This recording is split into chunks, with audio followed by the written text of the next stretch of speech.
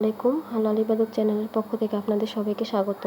তো আজকে আমরা সমাধান করব তৃতীয় শ্রেণীর বিজ্ঞান প্রথম অধ্যায়ের আমাদের কিছু সঠিক উত্তর আছে, এরপরে সংক্ষিপ্ত প্রশ্ন আছে এবং 4টা বর্ণনামূলক প্রশ্ন আছে। তো ভিডিওটি মনোযোগ দিয়ে দেখবেন, কারণ এই ভিডিওর মাধ্যমে আজকে আমরা পুরোটা অধ্যায় সমাধান করব। তো প্রথমে আমাদের দেওয়া হচ্ছে, আমরা আগে প্রশ্নগুলো একটু পড়ি। প্রথমে আছে আমাদের সঠিক উত্তরে টিক চিহ্ন দিই। নিচের কোন উদ্ভিদের ফুল হয় না? এরপরে উদ্ভিদের কোন অংশ খাদ্য প্রস্তুত করে? নিচের কোন উদ্ভিদের মূল মাটির অনেক গভীরে যায়? এরপরে আছে সংক্ষিপ্ত প্রশ্ন, উদ্ভিদের প্রধান অংশ কয়টি ও কী কী? খ নাম্বার, অপুষ্পক উদ্ভিদ কোন পরিবেশে জন্মে? 3 নাম্বার, উদ্ভিদ পানি শোষণ করে কি দিয়ে? 3 নাম্বার বর্ণনামূলক প্রশ্ন, বৃক্ষ জাতীয় উদ্ভিদের বৈশিষ্ট্য কী? গাছের ফুল ছিঁড়লে কি সমস্যা হবে? গ নাম্বার, পরিচিত একটি উদ্ভিদ আঁকি এবং সেখানে মূল, কাণ্ড, পাতা চিহ্নিত করি। ঘ নাম্বার, কাণ্ডের গঠন অনুযায়ী কত ধরনের উদ্ভিদ পাওয়া যায় উদাহরণ দিই। তো এই হচ্ছে আমাদের প্রশ্ন। এখন এই পুরো অধ্যায়টা আমরা সমাধান করব। তো প্রথমে আমাদের টিক চিহ্নগুলো আছে, এগুলো আমরা একটু দেখি। প্রথমে আছে নিচের কোন উদ্ভিদের ফুল হয় না? এখানে আমি দেখো টিক চিহ্ন দিয়ে দিছি ফার্ন। এরপরে হচ্ছে উদ্ভিদের কোন অংশ খাদ্য প্রস্তুত করে? এটার উত্তর হবে পাতা। 3 নম্বরে আছে নিচের কোন উদ্ভিদের মূল মাটির অনেক গভীরে যায়? এটার উত্তর হবে জাম। তো এই হচ্ছে তোমাদের সঠিক উত্তরগুলা। এরপর দেখি আমাদের সংক্ষিপ্ত প্রশ্নগুলো, সবাই একটু মনোযোগ দিয়ে দেখো প্রথমে আছে সংক্ষিপ্ত প্রশ্ন। ক নাম্বার হচ্ছে উদ্ভিদের প্রধান অংশ কয়টি ও কী কী? উত্তর, উদ্ভিদের প্রধান অংশ 3টি, যথা মূল, কাণ্ড, পাতা। এরপর খ নাম্বার হচ্ছে অপুষ্পক উদ্ভিদ কোন পরিবেশে জন্মে? যেসব উদ্ভিদের ফুল হয় না সেগুলোকে অপুষ্পক উদ্ভিদ বলে। অপুষ্পক উদ্ভিদ ছায়াযুক্ত বা স্যাঁতসেঁতে শীতল স্থানে জন্মে, যেমন মস, ফার্ন বা ঢেঁকি শাক ইত্যাদি। গ নাম্বার হচ্ছে উদ্ভিদ পানি শোষণ করে কি দিয়ে? উত্তর, উদ্ভিদ পানি শোষণ করে মূলের সাহায্যে।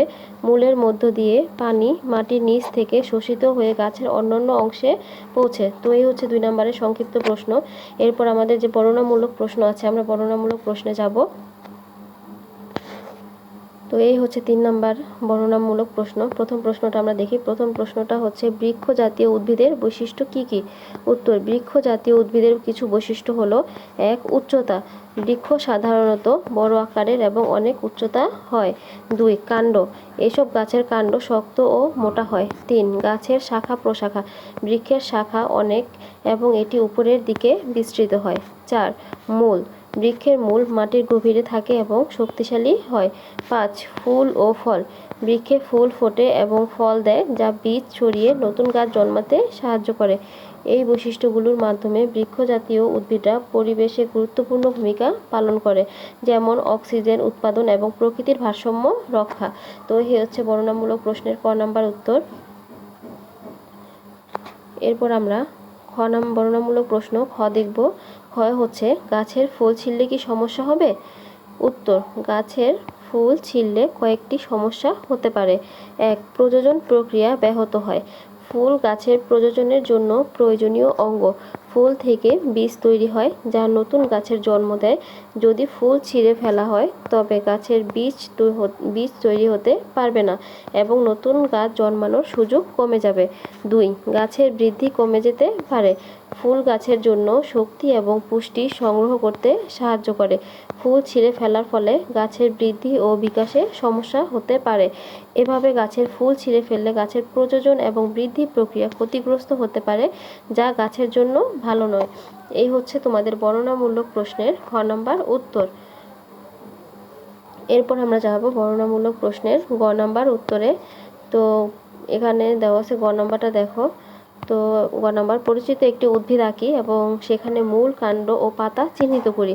উত্তর, পরিচিত একটি উদ্ভিদ আঁকি এবং এর মূল, কাণ্ড ও পাতা চিহ্নিত করা হলো।